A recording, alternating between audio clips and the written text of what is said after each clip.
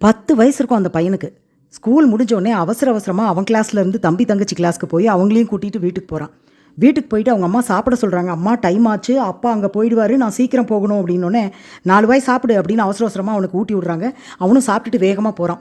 ரோட்டில் வேகமாக போயிட்டு இருக்கும்போது ஒரு பைக் ஒன்று வருது. அவங்கக்கிட்ட லிஃப்ட் கேட்குறான். அவர் பொதுவாக யாருக்கும் லிஃப்ட் கொடுக்கலனாலும் சரி, சின்ன பையன் லிஃப்ட் கேட்குறானே அப்படின்னு சொல்லிட்டு சரி ஏறுப்பா அப்படின்றாரு. ஏறினோடனே அண்ணா கொஞ்சம் வேகமாக போங்க ப்ளீஸ்ண்ணா, டைம் ஆச்சுண்ணா அப்படிங்கிறான்.